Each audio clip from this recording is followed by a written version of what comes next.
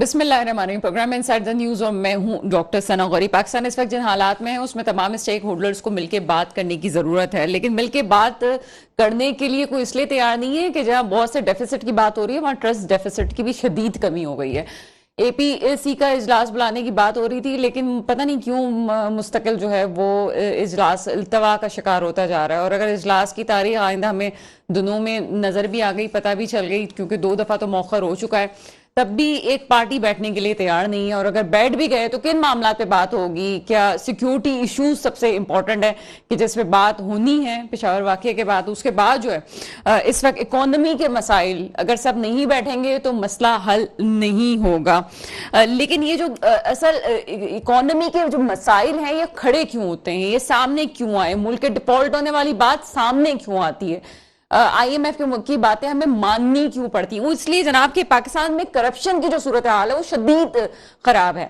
Corruption کے ختم کرنے کی باتیں، دعوے بہت سے لوگوں نے کیے، نام لینا بلا وجہ ہی ہوگا، کیونکہ آپ لوگ سب جانتے ہیں کہ جو نئی ایک چہرہ ہمارے سامنے آیا انہوں نے ہم سے بڑے دعوے کیے تھے کہ کرپشن کے خلاف وہ کام کریں گے، پھر انہوں نے کہا جی مجھ سے یہ جو مافیا تھے انہوں نے مجھے کام نہیں کرنے دیا۔ تھوڑا سا ایک بیک گراؤنڈ کی بات کرتے ہیں۔ 2017 چائنا میں کئی بیوروکریٹس کو نوکری سے فارغ کر دیا گیا، وجہ کرپشن۔ 2 میئر سے ان کو جناب پھانسی کی سزا سنائی گئی۔ اب یہ سوچیں جناب، جہاں پھانسی کے حوالے سے، سزائے موت کے حوالے سے اتنی باتیں ہوتی ہیں، چین جیسے ملک نے سزائے موت کی بات کی، وجہ کیا تھی؟ وجہ وہی کرپشن۔ لیکن یہاں یہ ہوا کہ کرپشن ختم کرنے کے دعوے ضرور کیے گئے، لیکن جب اپنے ہی وزراء کے کرپشن سامنے آئے تو ہم نے کیا کچھ بھی نہیں۔ جب ہم نے خود کچھ نہیں کیا اور کچھ ہمیں قوانین پہلی گورنمنٹ کی طرف سے نیب قوانین میں ترمیم ہوتی ہوئی نظر آئی، وہ بھی سب کے سامنے ہے۔ جب نئی گورنمنٹ آتی ہے پی ڈی ایم کی، ان کے ٹارگٹ یہ ہوتے ہیں جی ملک کو سنبھالنے کے لیے آئے، لیکن پہلا جو ان کا مسئلہ تھا وہ تقریباً وہ اب حل کر چکے ہیں۔ وہ یہ تھا کہ نیب میں سے ان کو آزادی مل جائے، اور اس وقت جو نئی رپورٹ آ رہی ہے اس کے مطابق بڑے بڑے نام ہیں جنہوں نے نیب قوانین کی ترامیم کے بعد فائدے اٹھائے ہیں۔ اس طرح سے ملک آگے کیسے چل سکتا ہے؟ آگے الیکشنز بھی ہونے والے ہیں، الیکشنز میں دونوں پارٹیز کا، اسٹیک ہولڈرز کا اتفاق نہیں ہے کب ہوگا۔ آئین کو بھی بہت پیچھے چھوڑ دیا گیا، اور استعفے دینے کا معاملہ، استعفے منظور کر لیے گئے، چیلنج کیا گیا، اور اس کے بعد اس کو کالعدم بھی قرار دے دیا گیا۔ تمام موضوعات پہ بات کریں گے۔ میرے ساتھ اس کو موجود ہیں کرنل ریٹائر مختار بٹ صاحب، آپ تجزیہ کار ہیں، ان کے ساتھ ہمیں جوائن کیا ہے مسرت نیازی صاحبہ نے، رہنما پیپلز پارٹی، اور عارف عباسی صاحب تحریک انصاف سے ہمارے ساتھ ہیں۔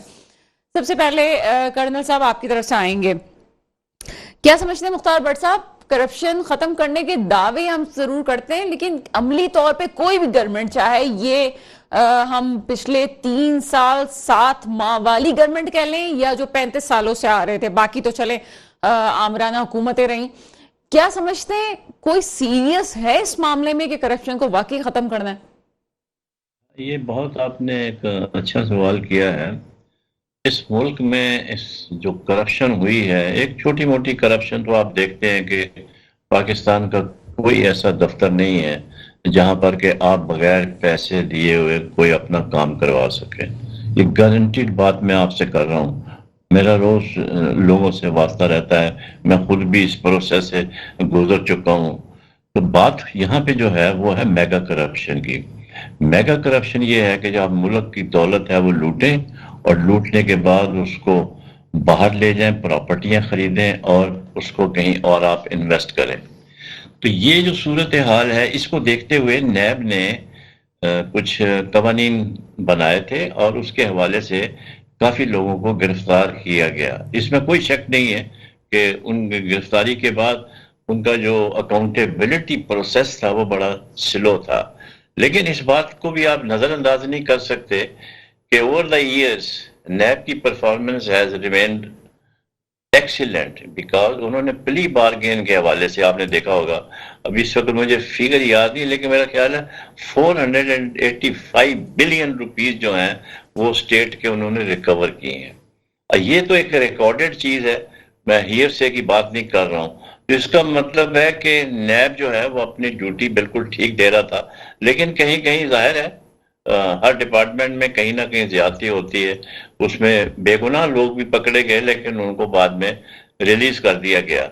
اب جو پچھلی گورنمنٹ نے نیب کے قوانین بنائے، ظاہر ہے اس میں ہر ایک گورنمنٹ جو ہے وہ جو قوانین بناتی ہے وہ دیکھتی ہے کہ بھئی ہم اس کو کیسے سیف گارڈ کریں، اگر کوئی ہمارے لوگ اس میں پھنس جائیں تو وہ اینگل اس میں ہوتا ہے، چاہے کوئی بھی گورنمنٹ آ جائے۔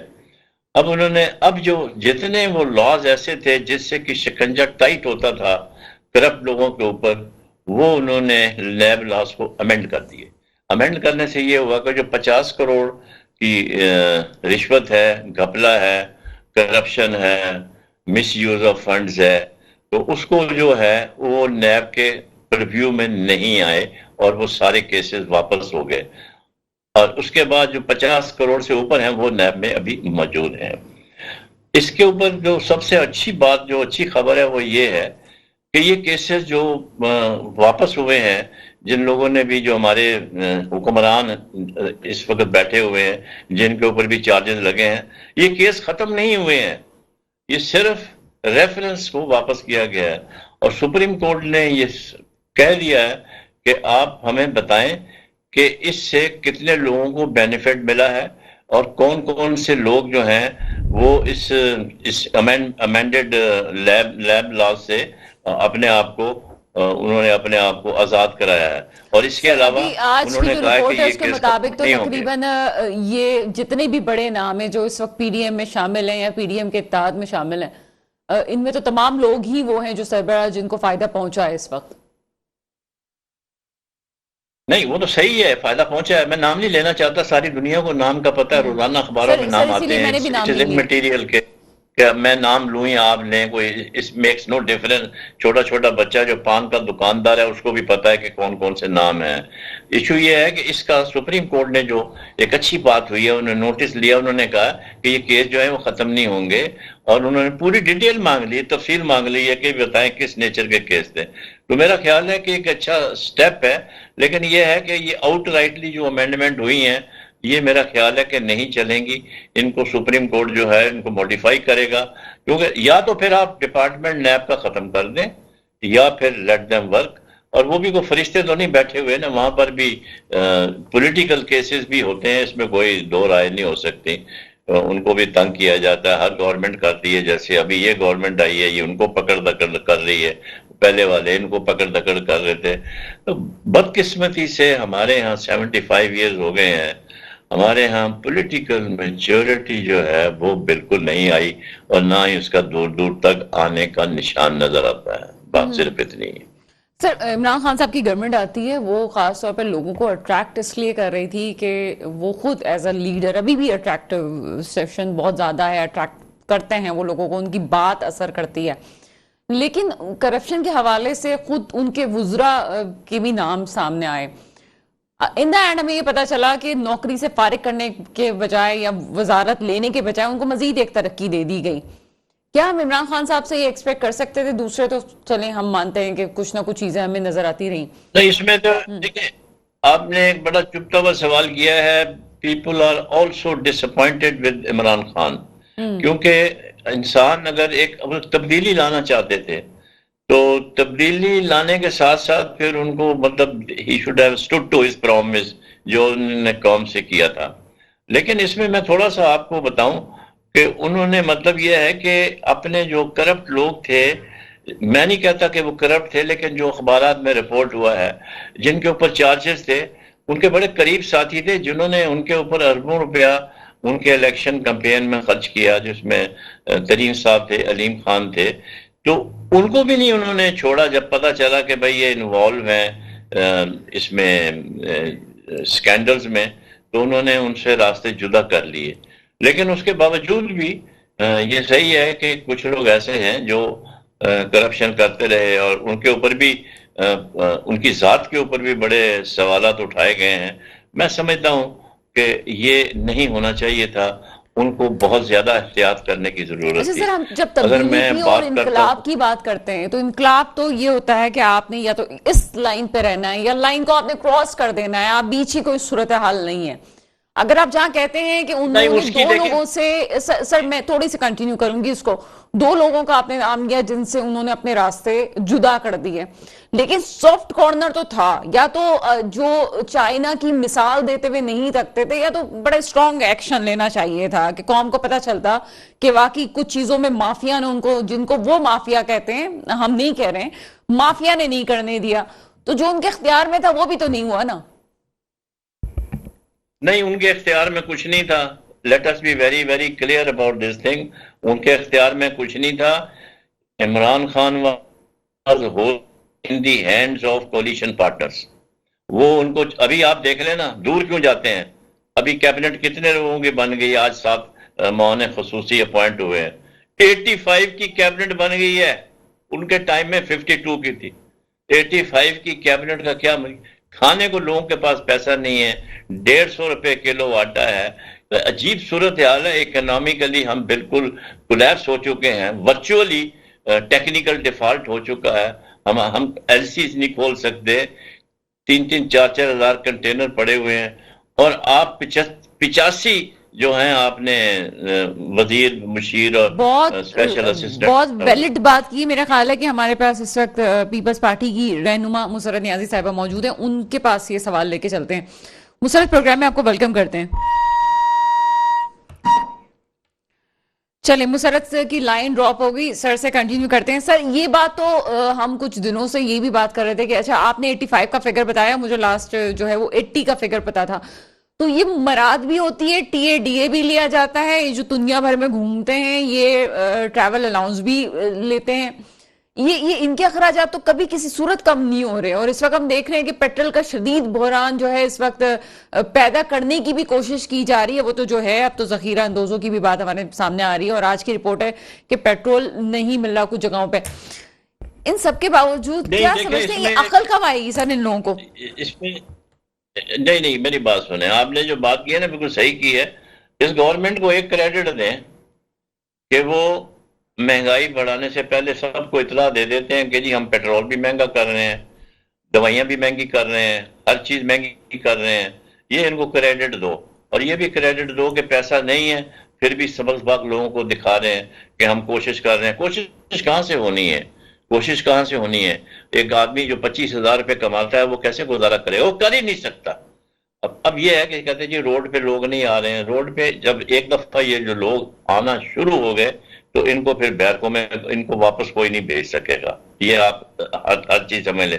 ابھی 200% کہہ رہے ہیں کہ 300% جو ہیں وہ دوائیاں بڑھنے والی ہیں، اور 15 تاریخ کے بعد پیٹرول بڑھے گا تقریباً 25-30 روپے. تھوڑی سی انکریز اگر پیٹرول میں ہوتی ہے تو it affects over all the items جو آپ کے کنزیومر گڈز ہیں ڈیلی بیسس کے اوپر. تو اس وقت تو لوگوں کی زبانیں باہر آ گئی ہیں. 3 وقت کا کھانا کھانے والے جو ہیں وہ 1 وقت پہ کے اوپر آ گئے ہیں.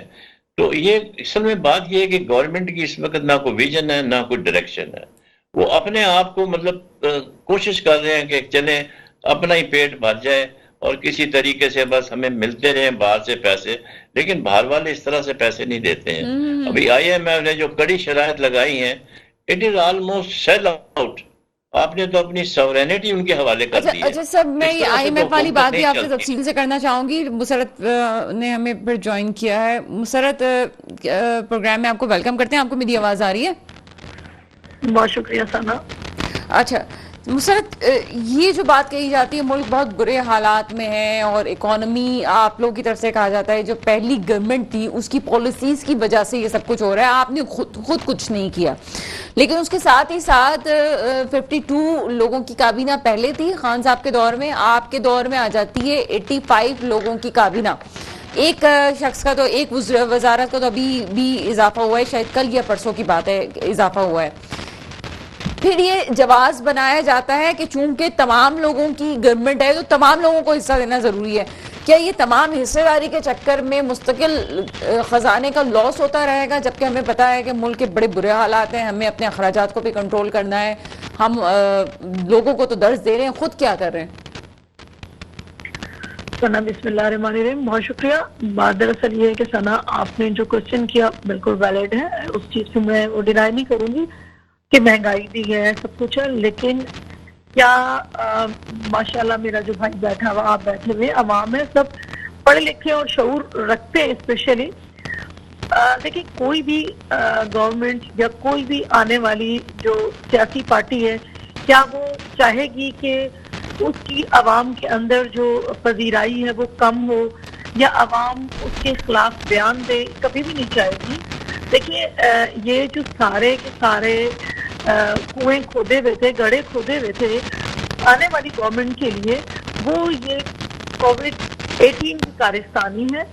اور انہوں نے جتنے بھی دیکھیں آئی ایم ایف سے جو چیزیں معاہدے کیے، اس کی خلاف ورزی کی جو نہیں ہونی چاہیے.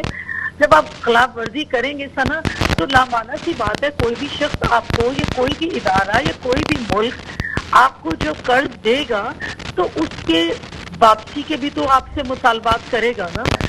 اور خان صاحب نے خود ہی کہا تھا کہ میں ان کے لیے گھڑے کھود رہا ہوں.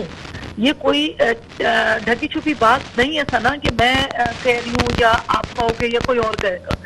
بادراصل یہ ہے کہ میں کم از کم ایک پاکستانی ہونے کے ناطے یہ کہتی ہوں، ہمیں سب سے پہلے اپنا ملک ہے اور اللہ پاک میرے ملک کو قائم و دائم رکھے. اور اگر ہم صحیح معنوں میں سمت میں چلیں یہاں پہ تھوڑا سا ایک بریک لیتے ہیں. مسرت آپ کی بات کو ہم کنٹینیو کریں گے. میرا خیال ہے تھوڑا سا لائن میں ڈس آرڈر ہو رہا ہے، اس کو ہم ٹھیک کرتے ہیں اور ایک چھوٹا سا بریک لیتے ہیں. بریک کے بعد واپس آتے ہیں.